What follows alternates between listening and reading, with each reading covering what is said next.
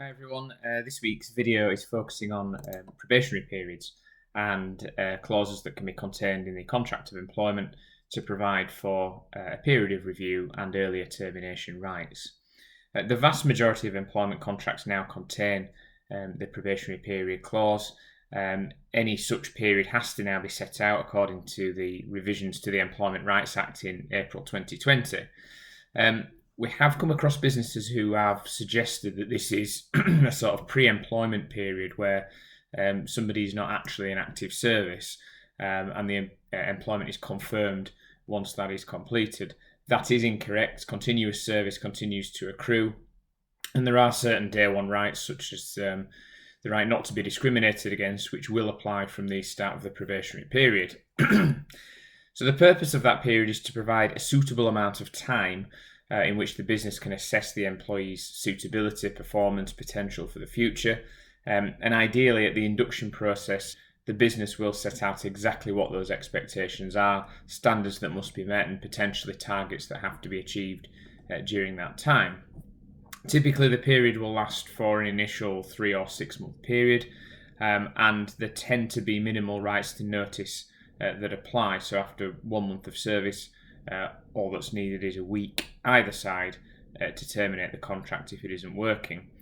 Problems can arise where that notice entitlement rises significantly once the probationary period is passed or deemed to have been passed. So at that point, the contract may state that probation goes to 1 month or even 3 months, and the employer might want to dismiss without incurring that liability.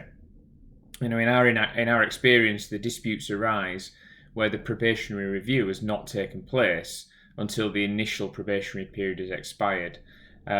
This is simply because it's not diarised, it gets missed because people are busy, or because the employer genuinely thought that performance may have been up to standard, and then the decision has been inconsistent with that later down the line. So it's vital that the probationary period clause is drafted in such a way that we must confirm the probationary period has been passed, and if not, it continues, and the notice rights associated with that probationary period also continue.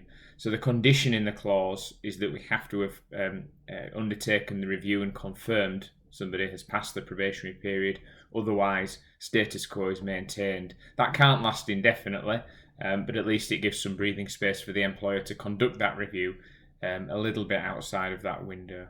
This reduces the chance of the employee arguing that they've completed that period by default because it hasn't been addressed by either party. Many problems also arise with dismissals where that probationary period has not been managed effectively in terms of those objectives and expectations. Sometimes the employee may think that this has come by complete surprise, and that can lead to them arguing that there is a more sinister reason for terminating employment. So employees are protected from discrimination, for example, from day one. They may allege that because performance hasn't been addressed with them at any time prior to the review, there is actually a discriminatory reason, a protected characteristic that has caused the employer to act in that way. Alternatively, they may suggest that they've made protected disclosures or whistleblowing complaints during their time with the business, and that is why they've been dismissed. That would circumvent the 2-year qualifying rule for unfair dismissal. And the answer really is for businesses to get a grip of that probationary period to stop that happening. If you have communicated those expectations and have met with the employee throughout that period, firstly, they should understand why their employment is being terminated. But secondly, you as the employer have the paper trail to identify the real reason for dismissal and defeat any spurious claim if it is brought. If the probationary period is extended, this should be confirmed in writing and a new date communicated to the employee. Again, any positive obligations on us to confirm that the period is being passed should be stated in the letter. And of course, the only way that we can extend that period is if the contract gives us that right to do so, or the employee otherwise consents. The probationary clause might also refer to an automatic extension in the event of absence from the employee. So if, for example, they have sick leave for 4 weeks during the probationary period, that period is essentially paused and is extended by the length of time that somebody is absent. Just again giving us a further period of time to monitor the employee and maintain any shorter termination rights. If you need any help in advising on probationary periods or drafting in the contract of employment, please do let us know. Visit the website chadwicklawrence.co.uk or contact us by emailing employmenthub@chadlaw.co.uk. Thank you.